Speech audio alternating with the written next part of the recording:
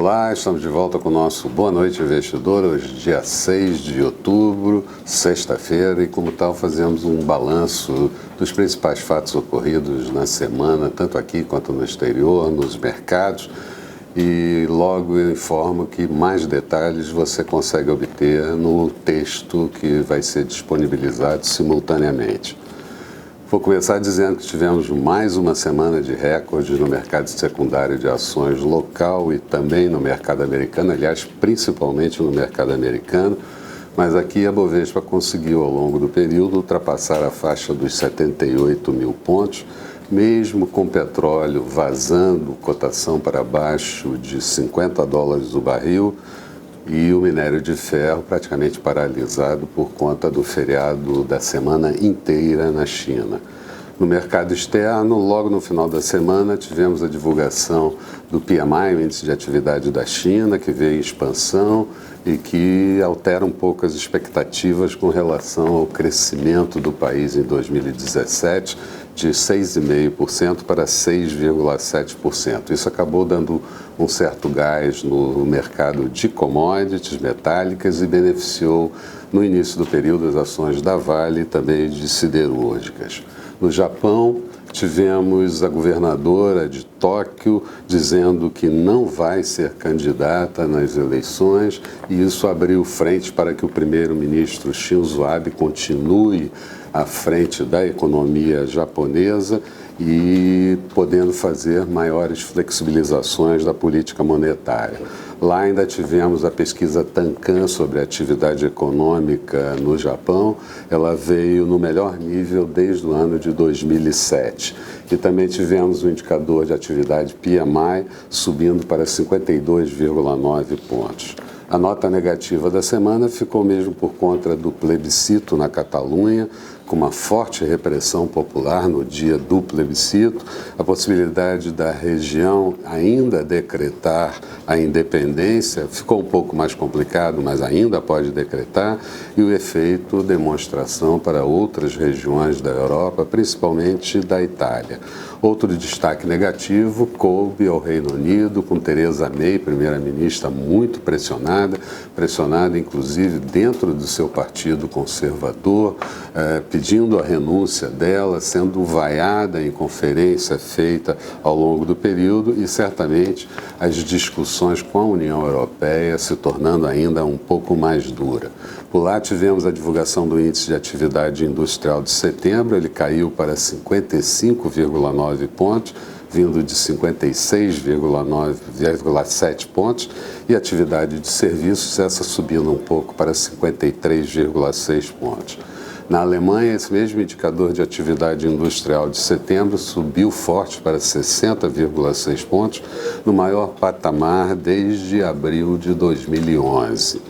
Bons indicadores também para a zona do euro. O índice de atividade industrial por lá subiu para 58,1 pontos, o maior patamar nos últimos 79 meses. Ainda na zona do euro, a inflação medida pelos preços no atacado, o PPI de setembro, subiu 0,3%, de agosto, e no ano acumula uma inflação de 2,5%.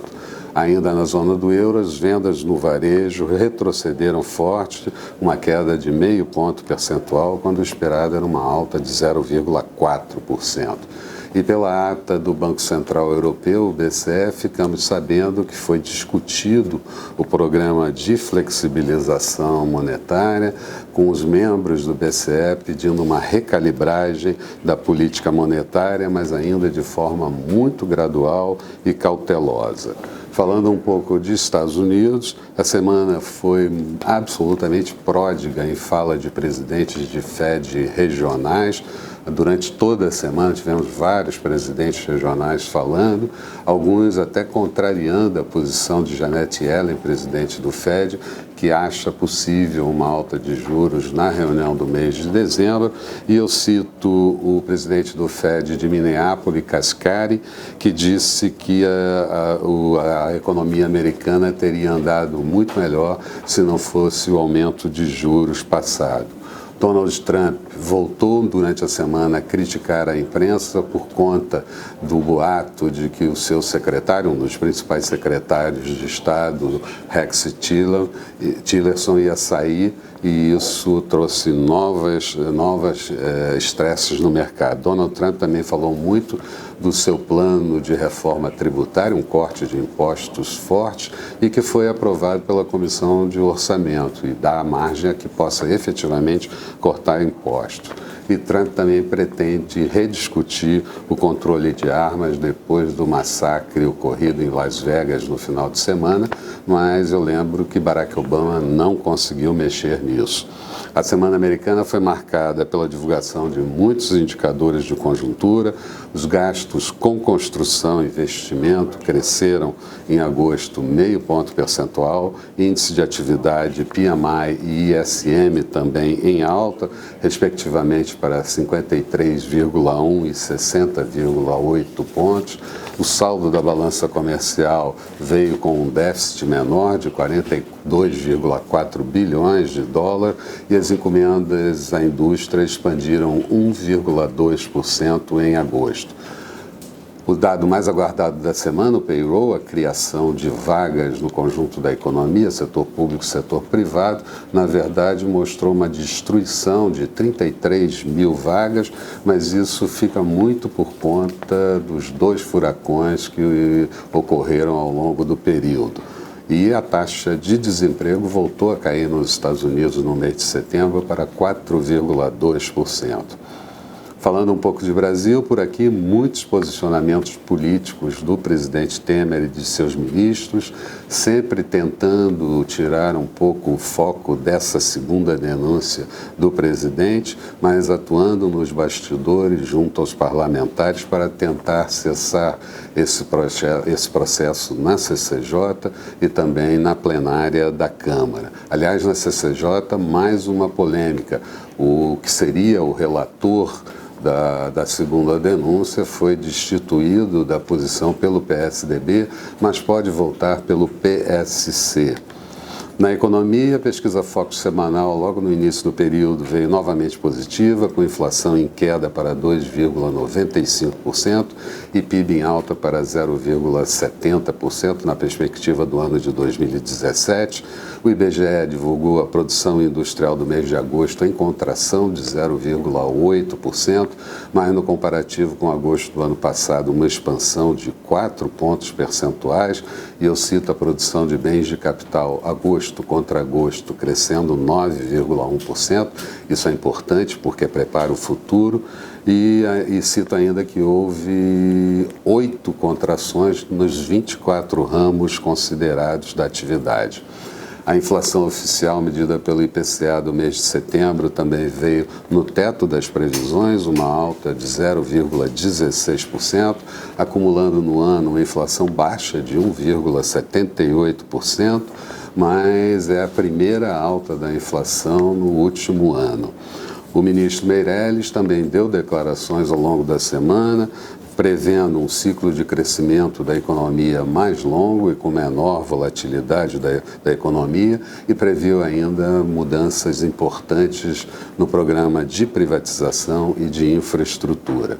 Por aqui, o saldo da balança comercial do mês de setembro mostrou um superávit de 5,2 bilhões de dólares, acumulando superávit no ano de 53,3 bilhões de dólares, os melhores dados da série, tanto de ano quanto do mês. Resumo da semana: o índice Bovespa terminou a semana com uma alta de 2,37% a 76.054 pontos. Notem que ele bateu recorde acima de 78 mil pontos na semana.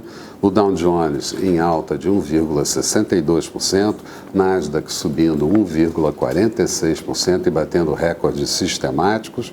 Dólar por aqui na semana, uma queda de 0,32%, moeda cotada a R$ 3,16 e no dia uma alta de 0,24%.